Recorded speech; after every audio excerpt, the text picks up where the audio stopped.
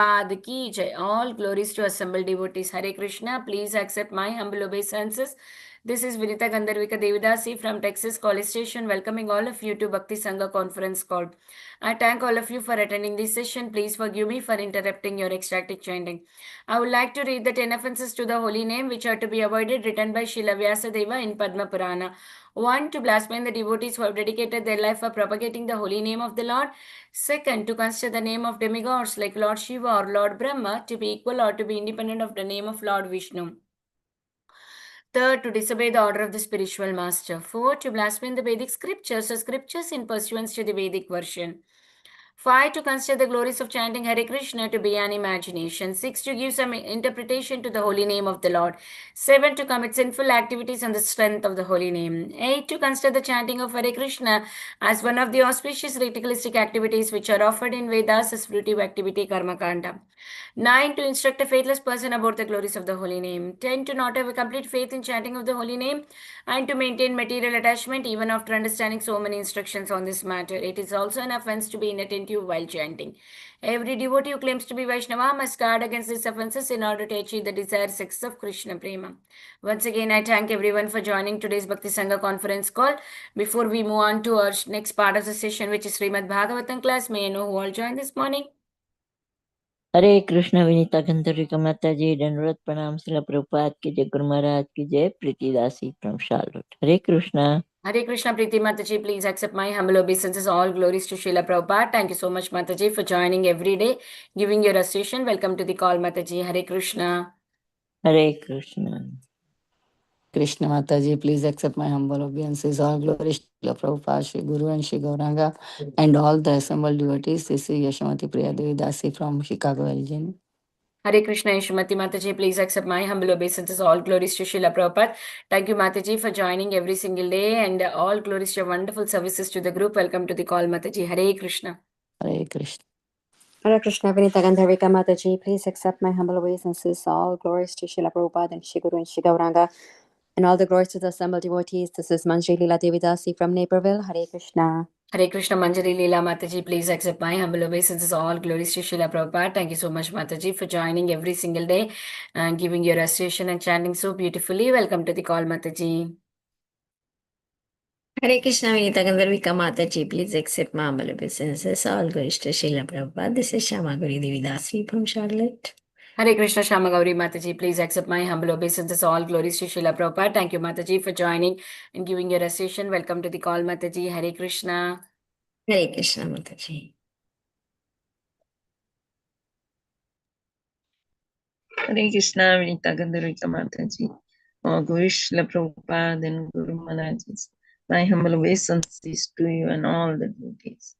This is Krishna Kumari Devidasi from Raleigh. Hare Krishna. Hare Krishna Krishna Kumari Mataji, please accept my humble obeisances. All glories to Srila Prabhupada. Thank you so much, Mataji, for joining and giving your association every day.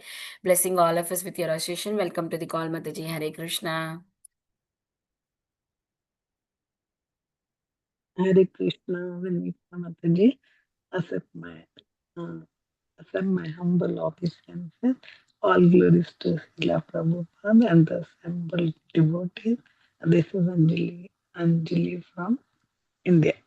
Hare Krishna. Hare Krishna Anjali Mataji, please accept my humble obeisances. All glories to Srila Prabhupada. Thank you, Mataji, for joining all our calls, giving your association. It's very hard for PST to join this early morning class, but still you make sure that you are there for chanting and Srimad Bhagavatam class. So inspiring, Mataji. Welcome to the call. Hare Krishna.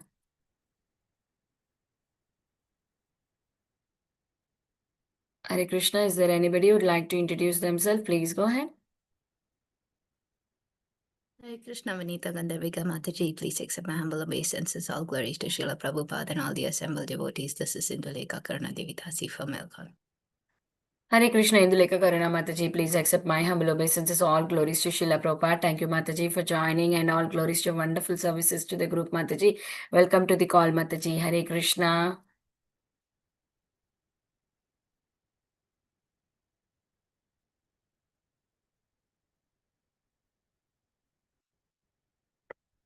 Is there any? Hare Krishna, everyone. Welcome to Bhakti Sangha conference call. Today, we are very fortunate to have Her Grace Jayasri Mataji to enlighten us on the topic of Srimad Bhagavatam, 8th canto, 6th chapter, and 28th verse. Before I hand over the call to Mataji, I would like to read a brief introduction about Mataji. We are very fortunate to have in our midst Her Grace Jayasri Mataji, disciple of Srila Prabhupada. She met Srila Prabhupada in 1969 in Hawaii when she was barely 20 years old. She received her second initiation from Srila Prabhupada in October 1974.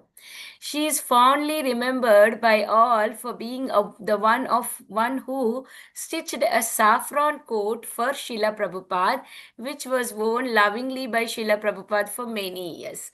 Her Grace Jayasri Mataji later moved to New Vrindavan and served the deities there. Though she used to travel to other places as a part of her multiple devotional service. Her core services are in New Vrindavan. As a Vaishnava is always Dukhi, as much is Mataji, a very compassionate and kind-hearted person. In the wake of COVID-19 pandemic, she painstakingly stitched a face mask for all ages so that the devotees could continue with uninterrupted services to Krishna. Haribol. All glories to wonderful services to Mataji of Mataji's.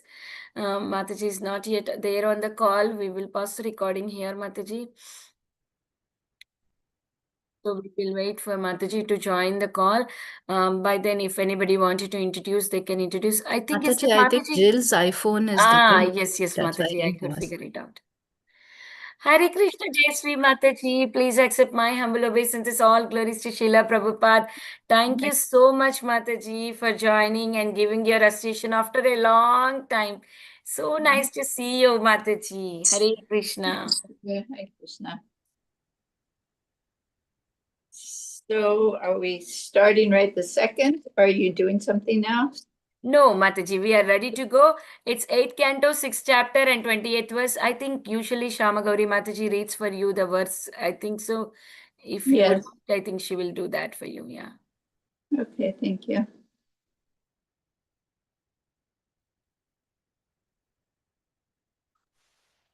Maybe Indulekha Mataji can read. Yeah. Okay, Mataji. Indulekha Mataji, you can read. Mataji. Hi, Krishna. Reading from 8th canto, 6th chapter, 20th verse. Om Namo Bhagavate Vasudevaya. Om Namo Bhagavate Vasudevaya. Om Namo Bhagavate Vasudevaya. Arayopihi sandhya sati karyartha gaurave ahimushikavadeva hya arthasya padavim gati. Mataji, should I read the translation and purport?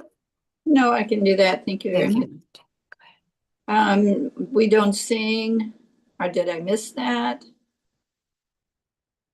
We don't chant Jairam Madhava? Mataji, we can do it after the verse reading, or you can do it now. It's up to you, Mataji. Okay, all right. Yes, I actually had a very difficult morning this morning, several things. So I was all pretty stretched. All right, synonyms. Araya, enemies, api, although, he, indeed, sandeva, eligible for a truce, sati, being so, kava artha grava, in the matter of an important duty, ahi, snake, mustika, mouse, yat, like, deva, O demigods, he, indeed, artha, siya, of interest, padavim, position, gati, so being. Translation, O demigods, fulfilling one's own interest is so important that one may even have to make a truce with one's enemies. For the sake of one's self-interest, one has to act according to the logic of the snake and the mouse. Purport. A snake and a mouse were once caught in a basket. Now, since the mouse is food for the snake, this was a good opportunity for the snake. However, since both of them were caught in the basket, even if the snake ate the mouse, the snake would not be able to get out. Therefore, the snake thought it wise to make a truce with the mouse and ask the mouse to make a hole in the basket so that both of them could get out. The snake's intention was that after the mouse made the hole, the snake would eat the mouse and escape from the basket through the hole. This is called the logic of the snake and the mouse. Om Agana Timrandasya Gananjana Salakaya Chaksurimilitam Yena Tasmai Sri Guruve. We're born in the darkness of ignorance, but our spiritual masters kindly opening our eyes with the torchlight of knowledge. So we offer our most humble and respectful obeisances unto the lotus feet of such a spiritual master.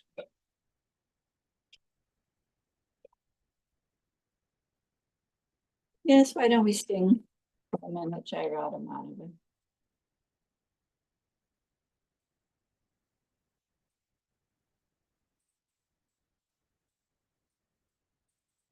Jaya Radha Madhava Punjabi Hari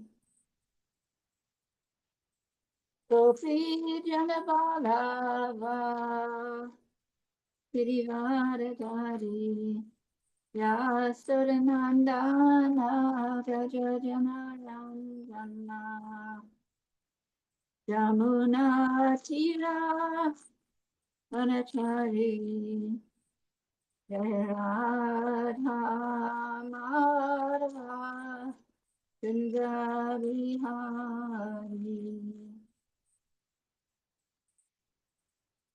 Hare Krishna Krishna Krishna Hare Hare Hare Rama Rama Rama Hare Hare Jaya Prabhupada Jaya Prabhupada Jaya Prabhupada Srila Prabhupada Jaya Gurudeva Gurudeva Gurudeva Jaya Gurudeva Nitai Haribo Haribo Haribo Nitai Haribo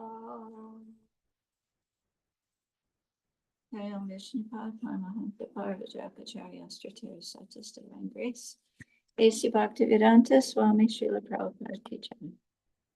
Jai Om Vishnupad Paramahansa Parvajapacharya Strateer Satis Divine Grace Srila Bhaktisiddhanta Saraswati Thakur Srila Prabhupada Ki Jai, Ananta Kirti Vaishnava Vrinda Ki Jai, Namacharya Srila Haridas Thakur Ki Jai. Prem Sri Koha Sri Krishna Chaitanya Prabhu Nityananda Sri Advaita Gadadhar Sri Vasari Gaur Bhakta Vrinda Ki Jai, Shri Radha Krishna Gopinath Shamakunda Radha Kunda Giri Govardhan Ki Jai, Sri Vrindavan Dham Ki Jai, Navadvip Dham Ki Jai, Jamuna Maya Ki Jai, Ganga Maya Ki Jai, Bhakti Devi Ki Jai, Srimati Tulsi Devi Ki Jai, Samaveda Bhakta Vrinda Ki Jai. All glories to the assembled devotees, all glories to the assembled devotees. All glories to the assembled devotees, all glories to Sri Guru and Sri Guranga.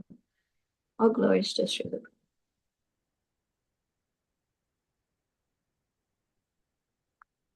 So I thought it. Hare Krishna Mataji. We Yes. can't see you, Mataji. Your video got off. Oh. Oh, now we can see you, Mataji. Thank you so much. Oh, okay. Yeah. Well, I had all these plans this morning to set up my computer so I could use both my computer and my iPad. And then someone needed a ride to the airport last minute, and there was a whole big thing. So I just got back. So I'm not really set up. So if I shut this, that turns me off. Is that right? Yes, yes. Okay, well, because I have to read from my iPad, so we'll just see how we can make it work. All right, is that better? Not that you need to see me, there's a bunch of old bones and muscles and a lot of wrinkles. Okay, Mataji, we are seeing a sweet devotee, Mataji. We would like to take darshan of devotee. Thank you so much, Mataji. thank you. So I've seen in this verse, of course, I'm not reading from this verse in our class here, that Lord Krishna himself is instructing the demigods for their own interest, their own self-interest, to make a truce with the demons in order to get the nectar, right? And we know that he's going to cheat them. So he's helping the demigods trick the demons into helping them for their self-interest, the demigods' self-interest. And then they're going to cheat the demigods out of the nectar. And Krishna himself is going to appear as Mohini Murti and cheat the demigods. So I was thinking how interesting it is that Krishna is such a trickster. He's very tricky. Krishna is very tricky. I mean, of course, he uses it for the best interest, for the highest interest, the best good of everyone.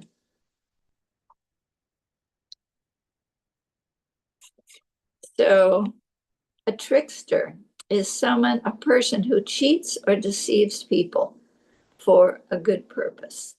That's the literal dictionary translation of trickster. So we see a number of cases where Krishna is tricking. He's a trickster in so many cases. Actually, the more I thought about it, the more cases I could think of. So I was thinking on the battle of Kurukshetra. So he tricks the assembly when he allows Jayadratha to be killed, right? Jayadratha was going to be killed by Arjuna. Right? That was his vow. He was going to kill Jayadratha or he was going to enter into fire. So there's the battle. They're all fighting. The Kauravas are totally protecting Jayadratha. Arjuna has to do it by the end of the day before the sun goes down. So Jayadratha is way in the back, covered by all these great warriors. And Arjuna's trying to find him and trying to kill him.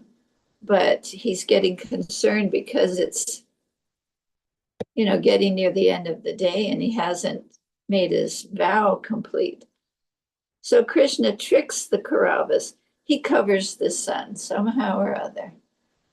And it's starting to get dark and they're starting to rejoice. Oh, Arjuna's going to die. He's going to enter the fire. And then they let down their guard on Jayadratha.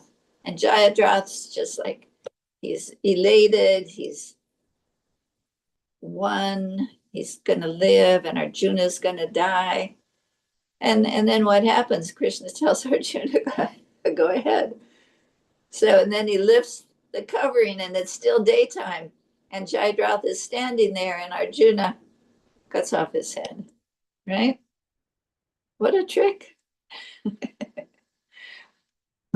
I thought it was very cool. So also on the battlefield, when Bhima was fighting with Duryodhana, right? They're both expert with the club. They're both expert fighters. Who really knows what would have happened had Krishna not stepped in? So Krishna knew this beforehand. So when Duryodhana was going to his mother, Kunti had blindfolded herself for her whole lifetime because her husband was blind.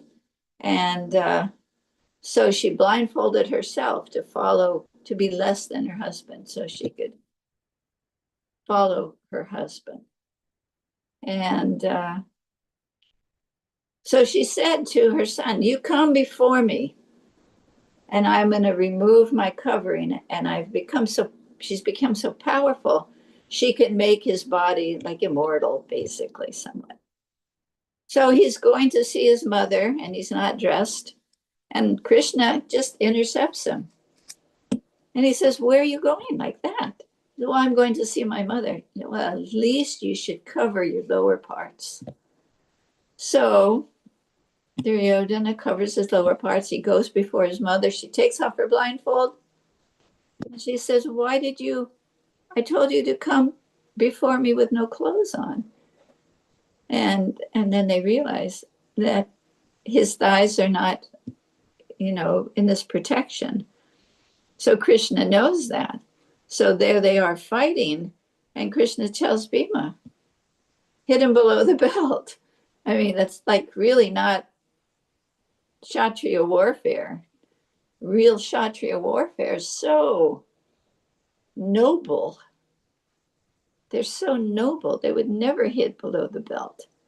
It's like considered just not right. But Krishna told him, you hit him below the belt. You hit his thighs. And that's what happened. Bhima, he crushed the thighs of Duryodhana. Very tricky. Krishna's very tricky. And then there's Muchakunda. Muchakunda, he was a warrior and he wanted a benediction. Well, the demigods had offered him a benediction. He said, I just want to sleep. I'm so tired. I just want to sleep.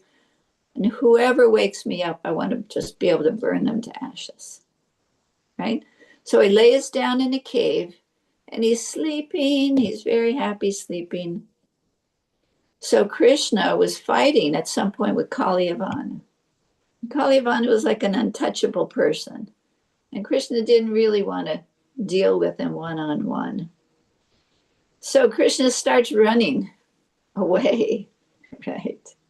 He's running away, doing what's really not ethical for warriors.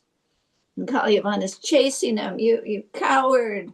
Why are you running? I'm going to kill you. You're just such a coward. And he chases him and Krishna runs into the mountain cave where Muchakunda is sleeping.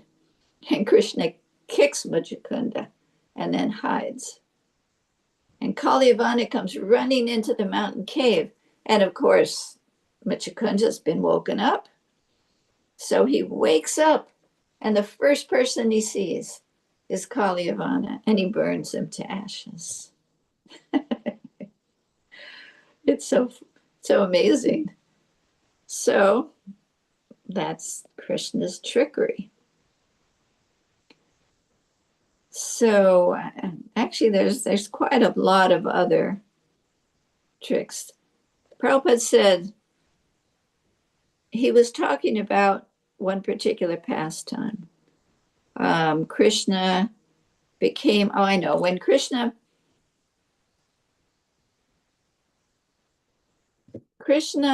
and Duryodhana went before Arjuna. Arjuna was resting, and Duryodhana came in first. But when Arjuna came in, Krishna looked at him. He didn't look at Duryodhana, knowing what was going on. And then he explained to them that I am going to give first choice to the person that I looked at first. Oh, wait a minute, maybe I have it backwards. Anyway, Duryodhana took the army. Krishna said, you can have me or my army. Duryodhana, he took the army. So I think I've got it backwards. But I know Duryodhana took the army. Arjuna got Krishna, who he wanted anyway. But it was through Krishna's trick. Somehow or other, Krishna tricked them. But they both ended up with what they wanted. And I was thinking about the pastimes of when Krishna was young. When Krishna was young, he was really a trickster. There's many, many pastimes of Krishna tricking the inhabitants of Vrindavan, the gopis. So we have Lord Brahma, right? So Lord Brahma is not sure. Who is this little boy? Someone says he's God. Someone says he's the Supreme Personality of Godhead. I don't think so. Look at him. He's sharing his food with the other people, taking it out of his mouth. They're taking it out of their mouth and putting it, he couldn't be the Supreme Personality of Godhead.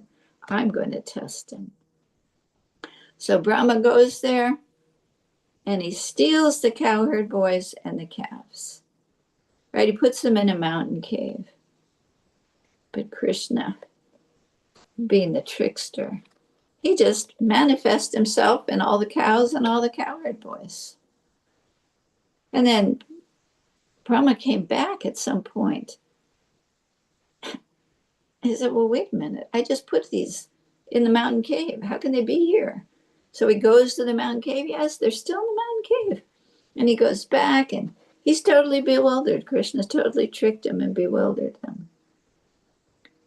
And then, of course, it gives way to the pastime where Krishna himself becomes the cowherd boys and the calves, and all the mothers of the village of Vrindavan are able to have Krishna as their son, and the cows are able to have Krishna as their cow. So he always does it for a good purpose.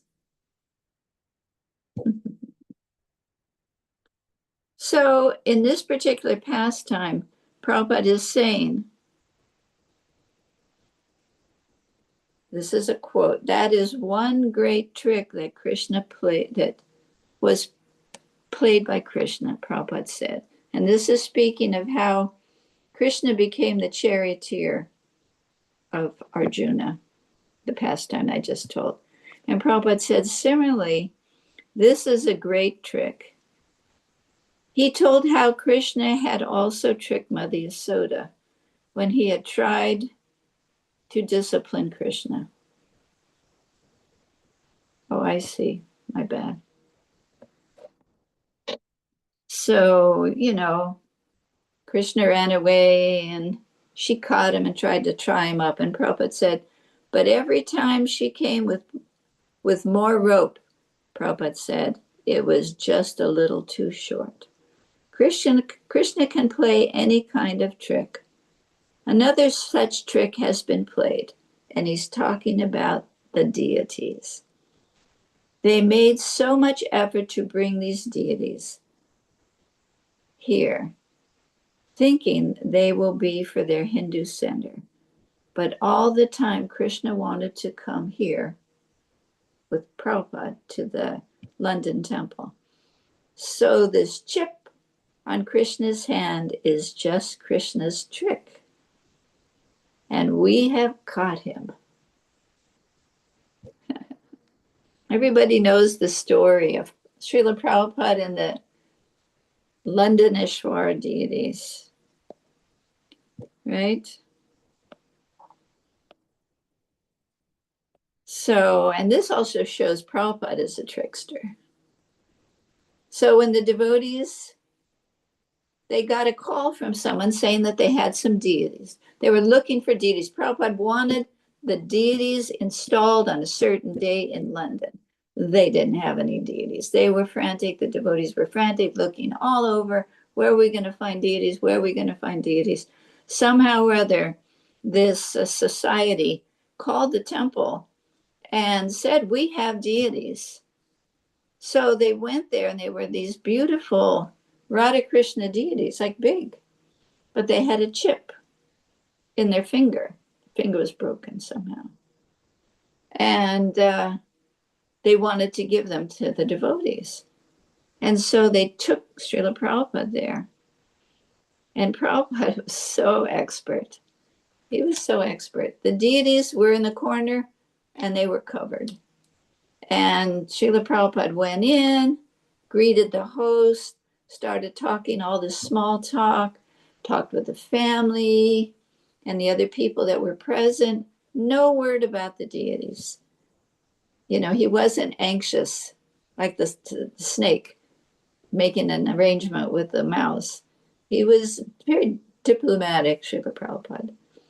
So he talks and talks and talks and talks, and the people are, oh, Swamiji, don't you want to see these deities? Oh, that's okay, later, later. And he talks more. And then they say, well, please come and look at these deities. So Prabhupada, they take the cover off, and of course Prabhupada is seeing these beautiful deities, but very nonchalantly, he says, okay, he tells the boys to pick them up and see how heavy they are. So they pick them up. No, they're fine. Okay, take them out to the van. And then Srila Prabhupada follows. They put him in the van. The people are like all bewildered. And they drive away. Prabhupada thanks them. They drive away. And then down the road, he stops the vehicle out of the way of the people and then opens and then offers his obeisances to Radha Landaneshwaran. And in the Lilamrita, Mukunda said, you kidnapped Krishna. He said to Srila Prabhupada. Prabhupada said, yes. He said, once I was in the bank and the manager had some scheme, but I foiled his scheme, Prabhupada said. So he said to me, Mr. Day, you should have been a politician. And Prabhupada laughed. Oh. So, all right, when Krishna was a small boy, what did he do? He ate dirt. And Balaram saw him, and Balaram went to Mother Yasoda. Mother Yasoda, Krishna's eating dirt. And he was trying to get him in trouble. But Krishna, he didn't want to get caught. He didn't want Mother Yasoda to punish him. So he said, I haven't eaten dirt. And she said, yes, let me look in your mouth. So what did Krishna do to protect himself? He tricked Mother Yasoda. She looked in his mouth. She saw all the universes. Right? And then she saw herself looking in the mouth of Krishna. So she was totally bewildered also. So one of the most famous tricks is when Krishna was a baby or young, right? And he was naughty. So he was sucking the milk of Mother Yasoda, and the milk on the stove started to boil over. So she said, just a minute. She put him down and she ran to get the milk that was boiling over. And Krishna was so angry, right? It's like, who is this? Why is she doing this? I'm the most important. So he got back at her. He was going to. So he took a rock and broke the butter pot because she'd been churning butter. And then he took butter and he ran away. And she came back to nurse him, and there he was gone, but she saw his little footprints. And when she found him, he was feeding the butter to the monkeys and eating the butter himself. And she was, I have to teach this little boy a lesson. Can't just break the butter pot. So she got her stick and she started chasing him. And he was outrunning her. And then she was chasing him. And he was running faster. And then she finally caught him, which he let her catch him. All her flowers were falling out of her hair and everything. And so she said, I'm going to tie you up. So she got rope and she started to tie him up. But the trickster, Krishna, made the rope 2 fingers too short. And then she went and got the rope from the other ladies in the village. And still, every time it was 2 inches too short. So Krishna was a super trickster. So much so that we sing songs, the Damodarastika, we sing songs during that particular pastime. It's a famous pastime. So it seems that his tricky pastimes, such as the Battle of Kurukshetra, they were more, right, different kinds of tricks. When there's intrigue, Krishna's tricky like the snake. But they're serious, they're for a war, for a battle to save the Pandavas. But Krishna's pastimes when he's young are just more like fun. They're very enjoyable. Krishna's childhood pastimes are most sweet and enjoyable, but still, he's a trickster. So when Lord Chaitanya was young, so it wasn't only Krishna, young, Krishna old. When Lord Chaitanya was young, right, he was also a trickster. He had all this beautiful jewelry on him, and the thieves that were passing saw, look at this child, look at his jewels. No one's around. Let's get his jewels. So they have some sweets. Oh, come with us, come with us. We're going to give you more sweets. Jump on my shoulders and I'll carry you to get more sweets. So Lord Chaitanya is a baby or a young child, and he's on the shoulder of the thieves, and the thieves are trying to get back to their camp to take all the jewels off. And Lord Chaitanya is taking them right back around to where they started. And in the meantime, the parents of Lord Chaitanya have been looking for him. Sachimata's she's frantic. Where's my child? And then they see him coming on the shoulders of these thieves. And the thieves are like totally bewildered, feel they're going to get arrested and caught. They put the child down back at his home and they run away. But Lord Chaitanya says, oh, those were my friends. They were just taking me for a ride. I think that one is a good one. And then in Lord Chaitanya's pastimes, right? He goes to the river. He's supposed to be in school. He goes to the river, and he's either taking the clothes of the young maidens and making them pray to him and telling them if they don't, that they're going to get an old husband that's got 4 or 5 wives,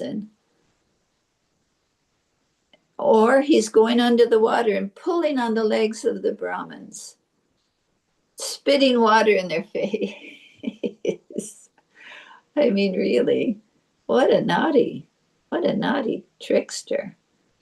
And then to top it off, the Brahmins and the girls go to Mother Sachi, and they say, your son has been so bad. And no, he's gone to school. And they say, no, he's been at the river. And so his father, Jagannath Mishra, goes, this is my son. I'm going to go punish him. He's at the river. He's not at school. And in the meantime, what does Lord Chaitanya do? He smears like dirt all over his body. And he gathers with his friends. And his father gets there and he says, so you didn't go to school, you've been at the river. No, Father, look I'm so dirty. I've been at school. Look at my friends will vouch for me. So he totally bewilders the whole situation and gets away with his trickster attitude.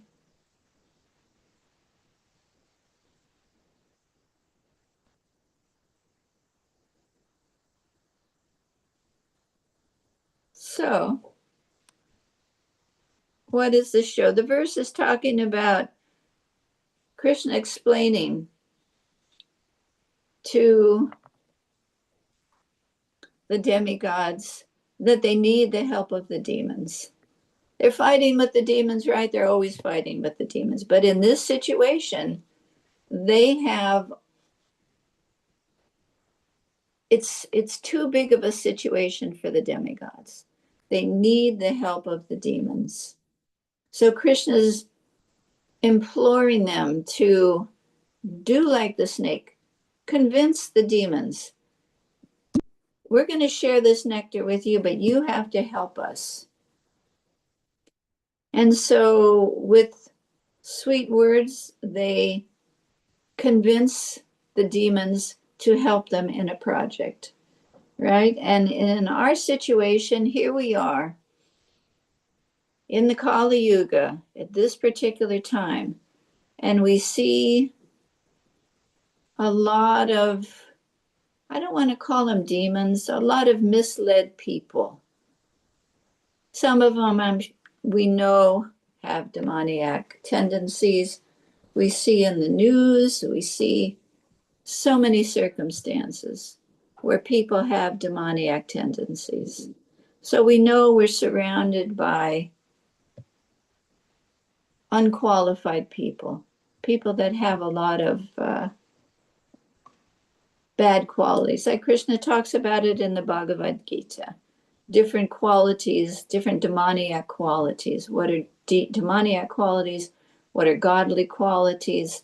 So we're in a world where there's a lot of low-natured people, a lot of low-natured activities, and there's so many new inventions, right? All these new inventions, the iPad, the earpods, the just like there's all these new things.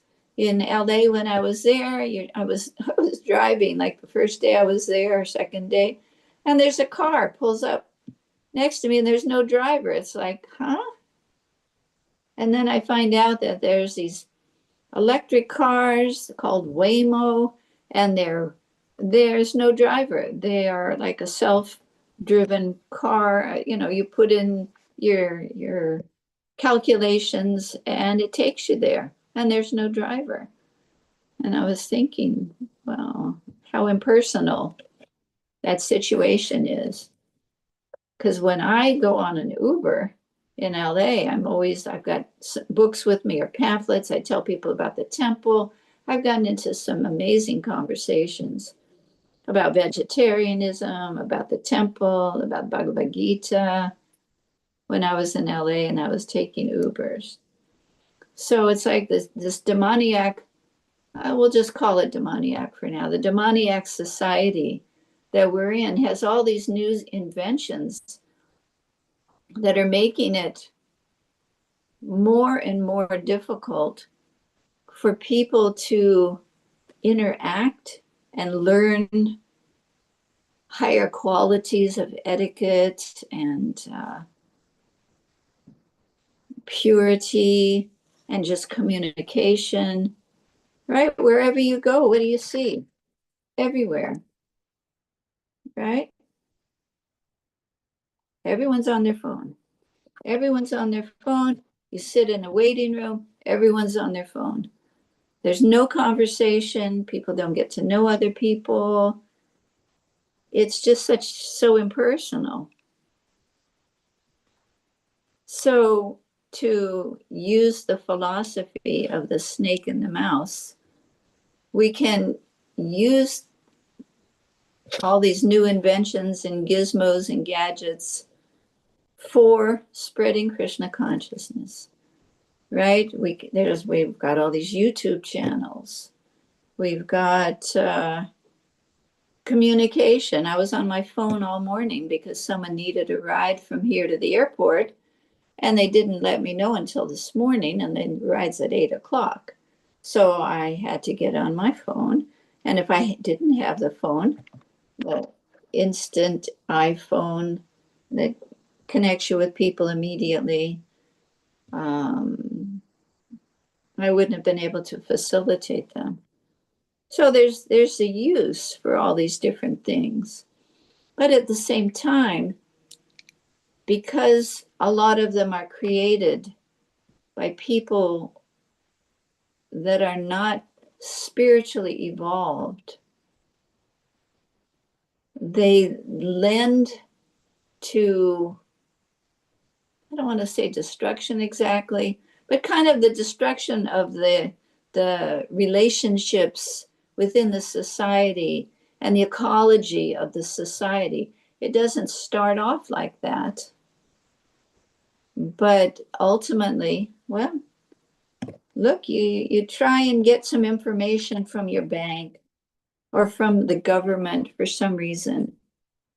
And you go through all these robots, right? There's all these robots. Hello, if you want this kind of person, you push this number.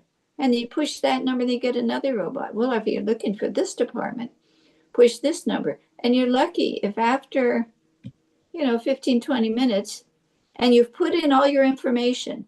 My name, you have to verify yourself. My name is such and such. This is my address. This is my phone number. Then you get to the next robot. Okay, put in your information. Okay, this is my address. This is my phone number. This is my name. And then you finally get a person. And what do they ask you? What's your name? What's your phone number? What's your address? So you don't, because these things are not developed, because the society is not Krishna conscious, it doesn't give way, and they're or not living in the mode of goodness. Such an important factor, living in the mode of goodness. It's like a stepping stone to the mode of pure goodness and ability to understand spiritual things.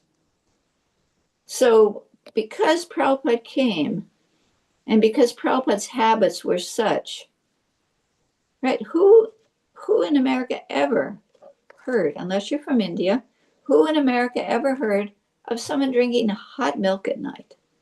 No way. We drink ice cold milk all the time whenever we're thirsty. We pour it on our cereal, put it in ice cream, make milkshakes.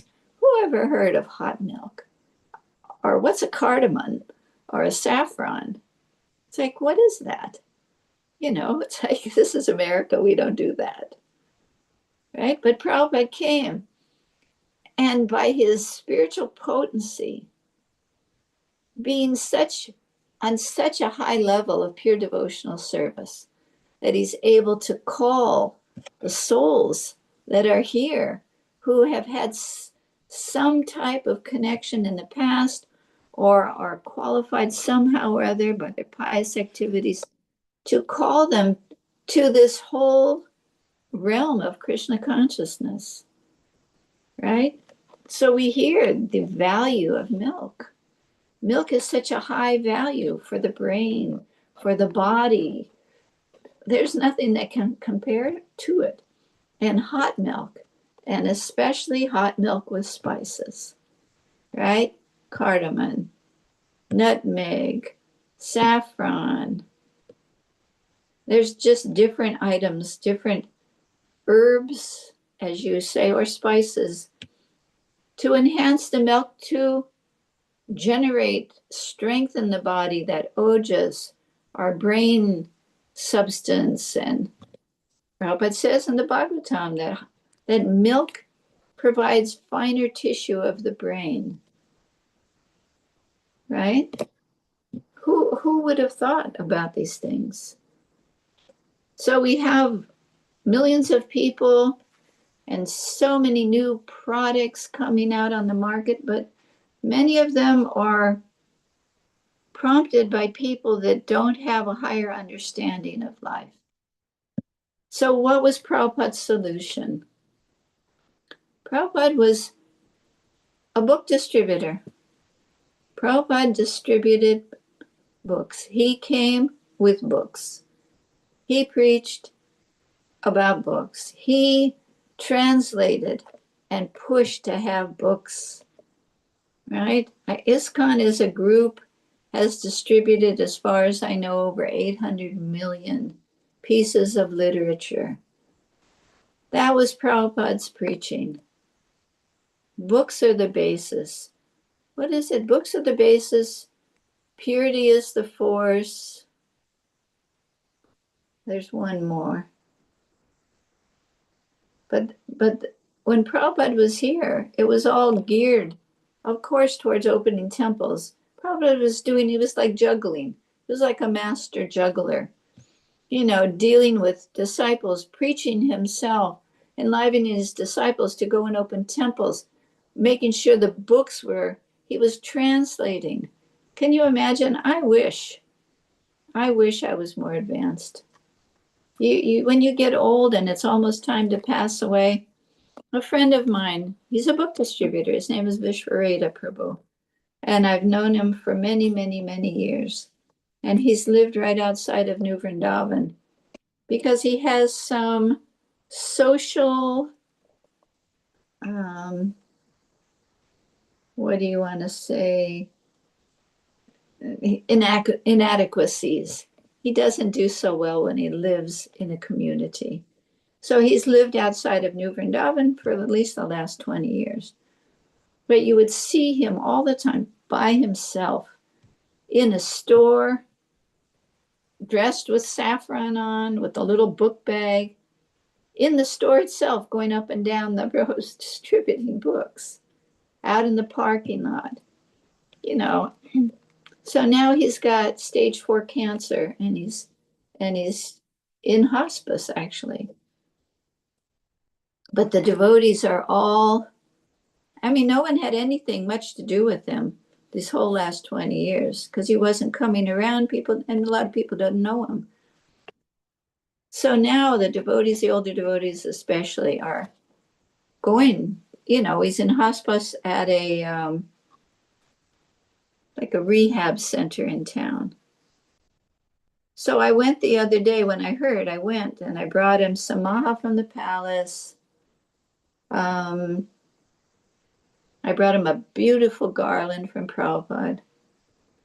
And I walked in, and there he is sitting with this hospice nurse. And she's laughing, and he sees me, and he just lights up. Oh, Jayasri, so nice. So thank you so much. He sees the garland. He says, give it to her. So she's wearing this big, thick rose garland. And I give him the maha, and he's so grateful. But we don't realize how fast time goes. And you hear Prabhupada, don't waste time. Don't waste time. Chant Hare Krishna. You hear Radhanath Swami, different, teachers.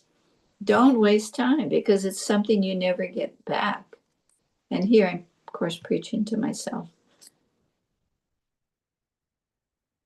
So we have the situation where we have all of this material society and objects, and what do we do with it? We find a way to push on Krishna consciousness. Like I say, Prabhupada was with books. It's so practical.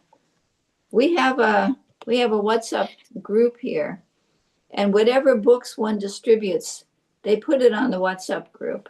And there's a young man, his name is Ananda Sarup, and he sits out in the courtyard at a table with books. And I guess he distributed books in the past. I know he did. I don't know where. And he just walks up to the guests with a stack of books and starts talking to them. So yesterday he did like 18 Maha big books, so many big books, so many small books, just in the courtyard, just going up cold turkey to the guests that were here. And we see the result of Prabhupada's preaching. We see it not only in our society. Look at how quickly ISKCON is growing. There's just thousands of people coming, temples opening, all kinds of projects, and all kinds of books about Krishna consciousness written by devotees. We have a book table in New Vrindavan. It's a big one. It's not a table, it's a shelving situation. And there's one whole huge shelf of books that are by devotees now. Very interesting. How I Came to Krishna Consciousness, or explaining something about cows. So the more people read from Srila Prabhupada, from this level of devotional service, they get infected and their heart becomes changed. And they don't, it's not like that's what they're trying to do. It is a natural phenomena. That's why Prabhupada said, put the books in their hands. Just that will help change something in their life. Maybe a month ago, I was in line getting prasadam, and there was this young man, American young man with a beard. It was probably about 45, 50 years old. He had his little daughter, and she was running around, and he wanted to go where she was, but he didn't want to lose his place in line. So I said, it's okay, I'll keep your place for you. He said, oh, very nice, thank you so much. He went and took care of her, and he came back, and he said, you know, I went to school, high school, with kids from the farm, from New Vrindavan. And he said, and if you know our kids, when the Gurukul closed here and our kids went to public school, a lot of them had not so good experiences. Some of the teachers were very bad. Anyway, there was a lot of stuff, unfortunately, that went on that we didn't know about. But anyway, so I'm just saying our kids were not at the public school preaching. But somehow or other, just by their association, this young man became a vegetarian, started coming to the temple. He said, I've been a vegetarian this whole time, and I come to the temple whenever I can. I think he said he does some chanting at home. He said, my family thinks I'm crazy.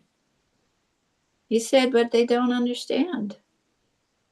It's just like it takes away the ignorance and lets people see you can eat meat your whole life and not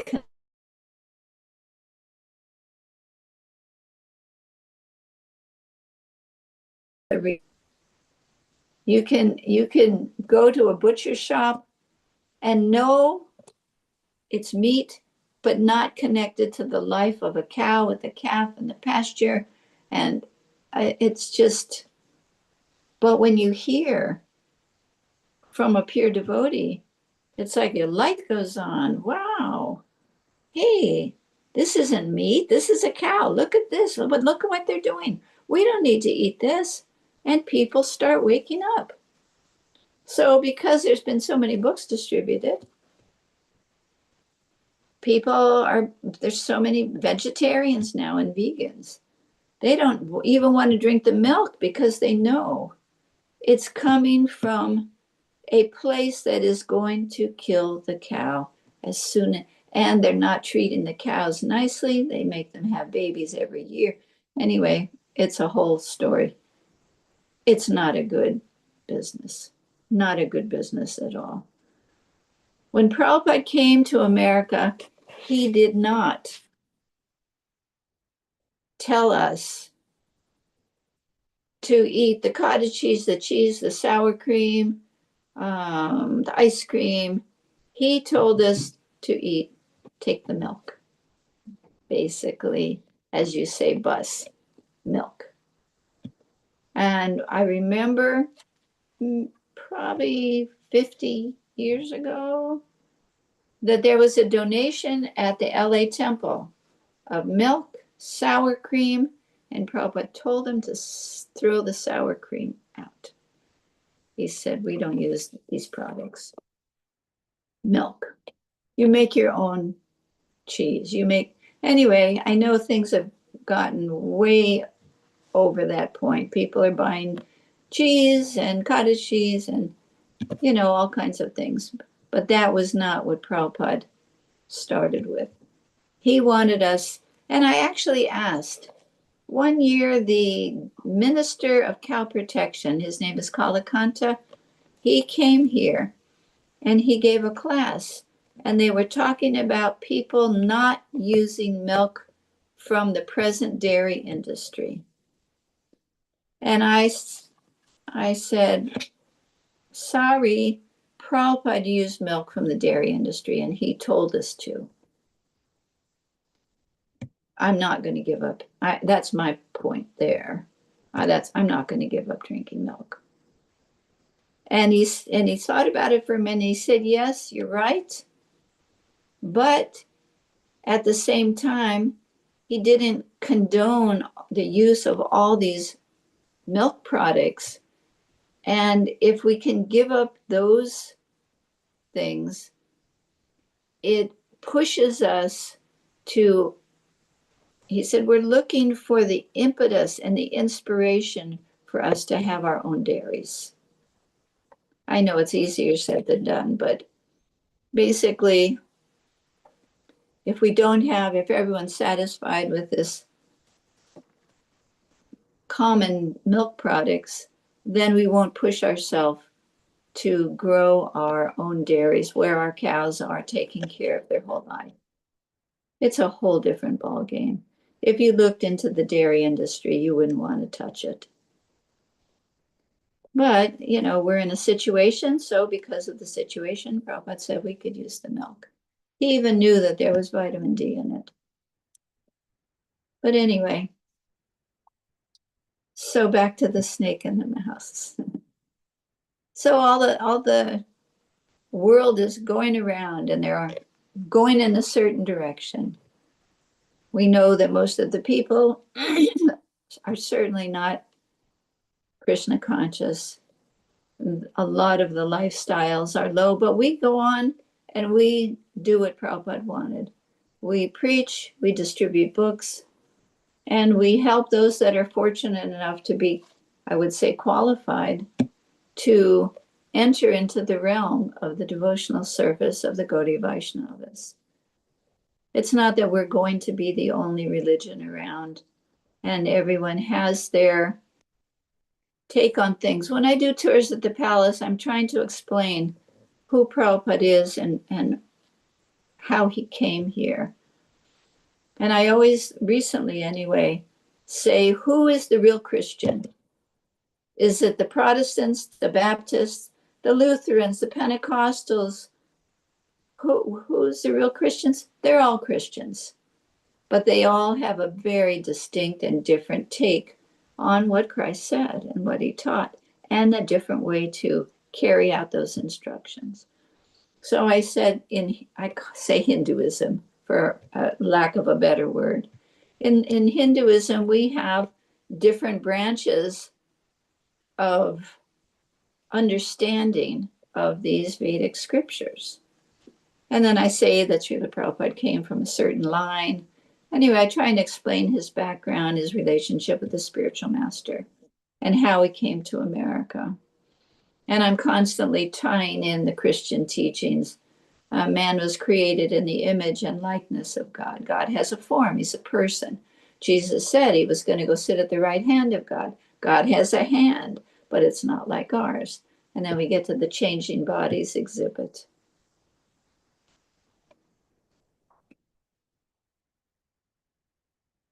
So preaching is the essence. Books are the basis. Purity is the force. Those are the three. And I think there's one more.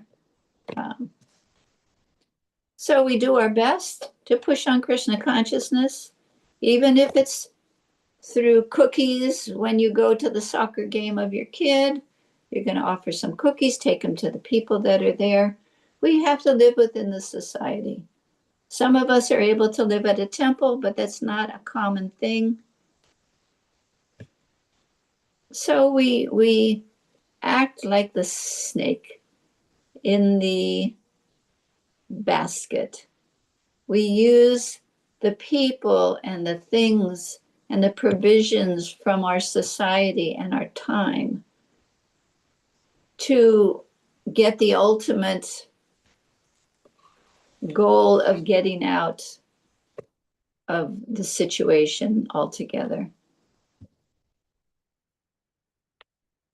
So we have to appreciate Krishna's personality, that he can be the most powerful, the creator, but also a very naughty trickster that seems to be constantly making tricks to promote the purity of each soul and of the world in general, and of the universe, and of the many universes. All right, I think I'll stop there.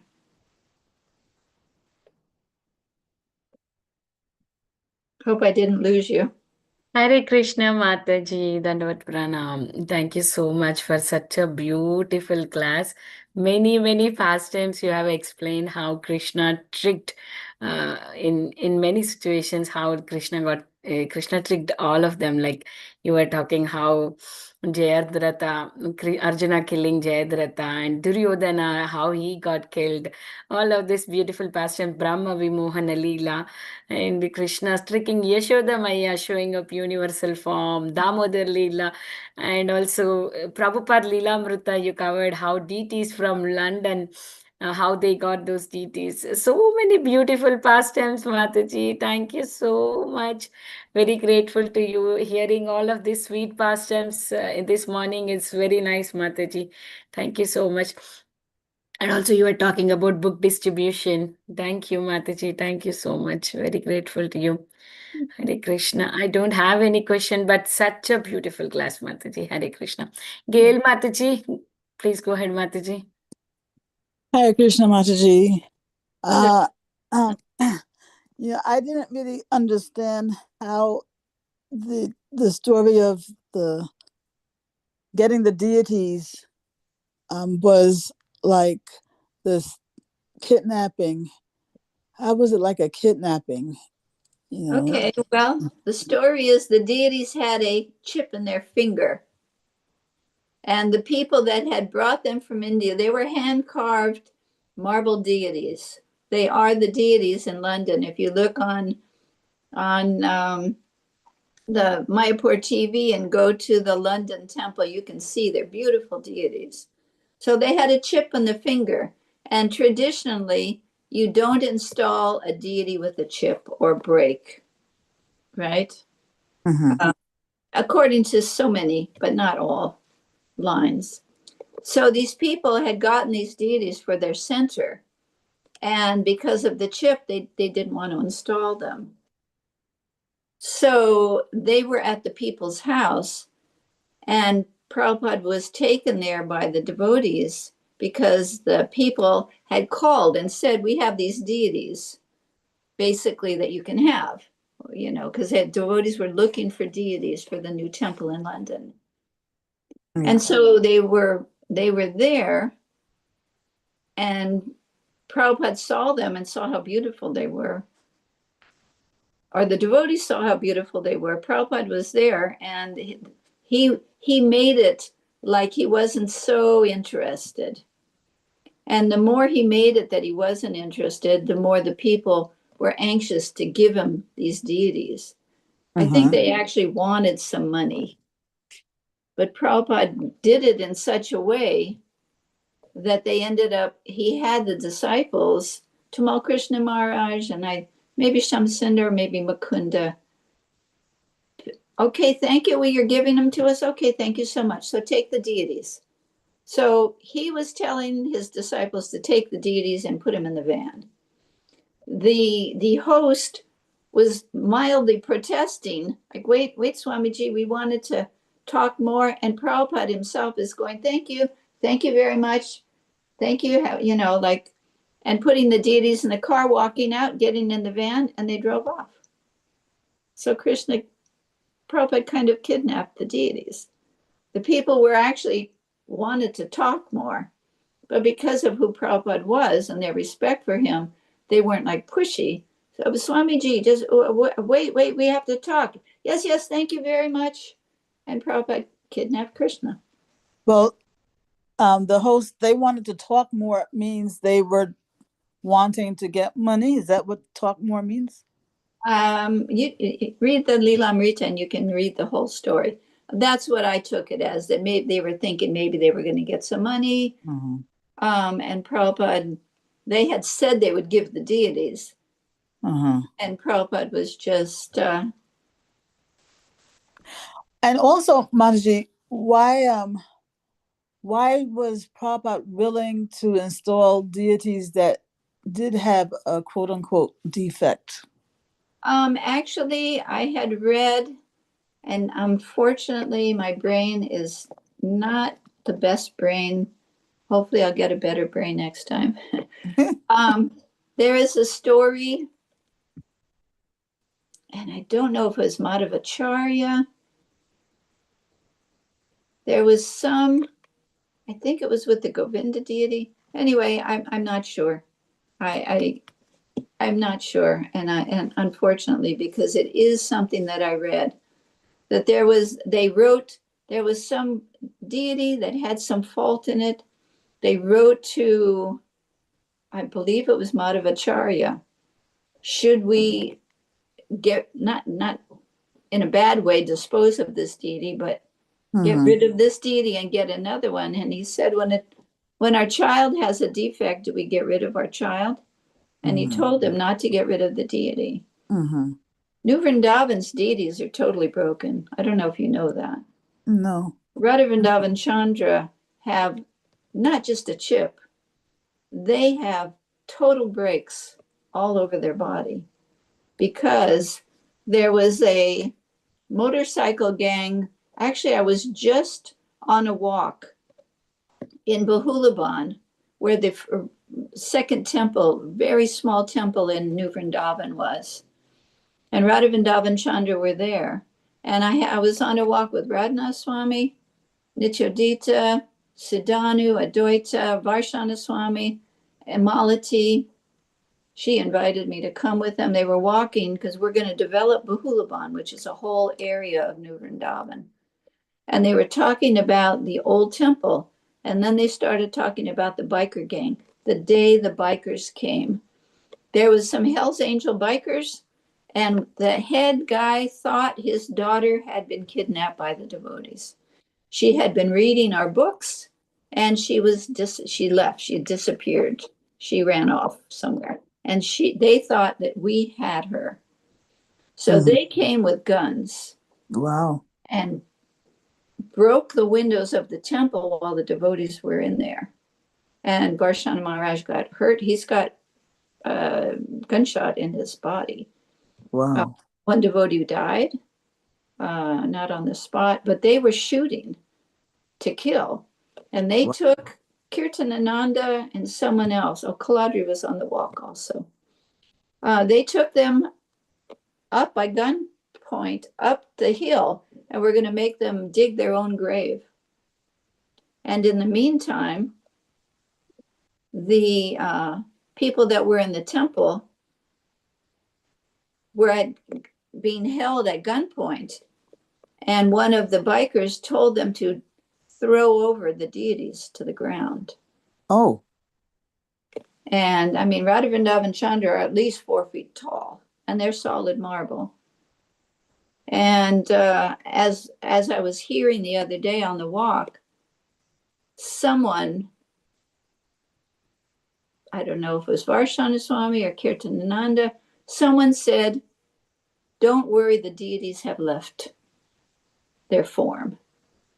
Anyway, the bikers had the devotee push the deities over, so the devotees were safe at that point, but the deities were broken in probably 4 or 5 places, each one of them. I mean, all the way broken, not just chipped, broken. And when Radharani was pushed over, she made such a sound that the men that were going up the hill with their guns said, we're getting out of here. And they all pulled out at that time. They all left. So they didn't end up killing anybody. So you were there to witness this? I was on the walk with the people that were there. Advaita was there, Kaladri, Varshana Swami, and they were talking about Radhanath Swami also. Yes, this is definitely a fact. It's not some hearsay. It's something that's known in New Vrindavan. And the story goes. No, I asked because you said that you were on the walk when this happened. That's why I asked that. Oh, I see. I was on the walk, yes, when it happened, but I was on the walk with them talking about the incident that happened 45 years ago, or Uh-huh. 50 years ago, whatever it was. And then one of the devotees on the walk said, yes, one of our Sankirtan devotees ran across a man in a wheelchair. And they were trying to give him a book. He said, oh, are you from those Hare Krishnas? And they said, yes. He said, I broke your deity, or your God, and your God broke me. Mm. He knew that it was a reaction for the activity that he performed. Mm-hmm. Anyway, so the deities are not, and Prabhupada told them to still worship Radha Vrindavan Chandra. Yeah. And we've worshipped Radha Vrindavan Chandra for all these years. So you'll find with spiritual things, it's all according to the vision of the teacher, and this was Prabhupada's mission. It's Prabhupada has the call on everything within ISKCON. And he said to worship Radha Vrindavan Chandra, and he decided that taking Radhalinda Nishwar was the right thing. And they've been worshipped ever since. Well, with Radha Vrindavan Chandra, you said every one of them was pushed over. I think you mentioned 4 of them, right? It was 2 of them, Radha Vrindavan Chandra, were pushed over. Oh, just those 2. Yep. Mm-hmm.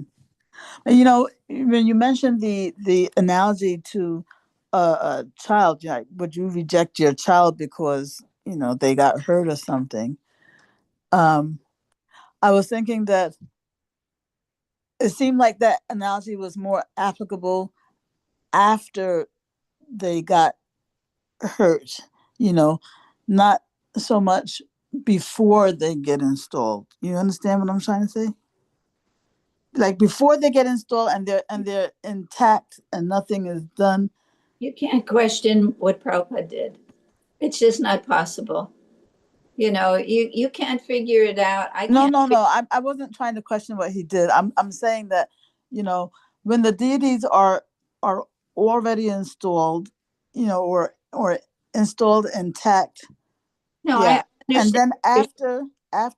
then afterwards, when they get hurt like they did in Vrindavan, then I would say that that's an applicable analogy because they're already your children at that point, Yeah. and therefore you wouldn't want to reject them. But when it came to the anyway, I don't want to confuse my point further. Okay. Yeah. Well, thank you for that really fascinating story. But you went on the walk with the other devotees long after that incident had occurred, right?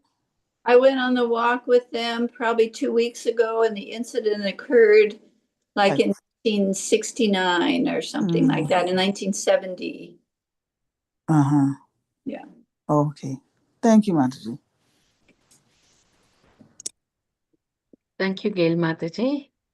Thank you, Jayasri Mataji, for a beautiful answer. Is there anybody having any more questions, any realizations? I love the story of Kala Yavana, Krishna tricking Kala Yavana going into the cave of Muchikunda. That story is also very nice, Mataji. Thank you so much. Yeah. Yeah. Yeah. Okay. I don't see any more questions. Well, actually, I'm glad you mentioned that story, Vinita Mataji, because I was trying to understand what was how you were saying all of Krishna's tricks are meant to benefit. So what was the benefit in that trick? I suggest you read the story in the Krishna book, and you'll get a lot more details out of it. The benefit, Kalyavana was a demon, and he was doing, so many attacking. He was related to Jarasandha somehow or other, as far as I remember. But the details are there in the Krishna book. You can read the story and get more from that and see why Krishna, you can see the history, who Kalyavana was, what he was doing. And you can see, but Krishna didn't want to touch him himself. He was an untouchable. He didn't want to touch him. He didn't want to kill him. So he made the arrangement through trickery to have Kalyavana killed by Muchakunda. Okay, I guess I wonder if the benefit is the same if Krishna has somebody else do it or if he does it himself. I don't know. Okay. The more you read, the more you'll find the details out. Okay, Mataji. Thank you. Hare Krishna. Hare Krishna, Mother Jayasri. Thank you so much Hare for Krishna. your wonderful class and very beautiful stories and taking us to New Vrindavan. Thank you so much. It's really amazing to have your association. Thank you so much. Whenever you come, give the thing like Prabhupada's stories and, how Prabhupada is so dedicated, and because of Prabhupada, we got all this Krishna consciousness. Thank you so much. You're welcome. Yeah. We have one raise hand. Valli Mataji, please go ahead. Yeah, Hare Krishna Mataji, then Pranam. Very, very wonderful class, Mataji. And when you say about the milk, the quality of the milk and how it helps the brain, that was so nice. I remember the way we used to live back in India. My mother-in-law used to take the cheese and she used to make ghee out of the top of the cream of the curd also. We used to do everything at home. So that culture is not available right now. Even people may wonder, we say that we used to do like that before. And also, Mataji, I like all those stories, as Mataji said. And one more thing, I have a question. Arjuna, how he killed Jayadratha. And is that the same story, Mataji, when Krishna asked him to cut his hair off and it has to fall somewhere when the sage is offering pranams in the river or something? Yeah, but I believe it fell in his father's lap. Right? There is some other instruction Krishna gives at that time, how he has to hit the head also, and in the evening time, and Well, that's can you right. please Whoever made the son's head fall on the ground would die. The head, this is just what I remember. The head was cut off with the arrow and flew to the father's lap. And when the father stood up, the head fell on the ground, and the father must have been a demon too. He died also. Oh, yeah. Right? I just That's the thing, Mataji. Because I remember hearing this from my grandparents before. So is it the same story? That's what I'm thinking. Yeah. That's the reason. Oh, okay. The father gives that. Maybe it is like a boon for his son, blessing for his son. Maybe Krishna knows everything inside out. What is the weakness and what is the like strength of any person, and how to use that in his tricks, maybe. Right. Krishna Mataji. Yeah. Very nice class. Wonderful to see you, Mataji. Hare Krishna. Hare Nice to be back. Thank you, Mataji. Is there any more questions, any realizations? Okay, if there are no more questions or realizations, we can end the call here. I would like to offer my obeisances to Mataji and all the Vaishnavas assembled on the call. Vancha kalpatarubhyascha kripa sindhubhyev cha patitanam pavanebhyo Vaishnavebhyo namo namaha. Ananta Koti Vaishnavrinda ki jai, Srila Prabhupada ki jai, Her Grace Jayasri Mataji ki jai. Thank you, Mataji. Koti Hare koti dandavat Krishna. pranam. Jai Shri Looks like I Prabhupada. froze. Looks like I was. Thank you, Mataji. Beautiful.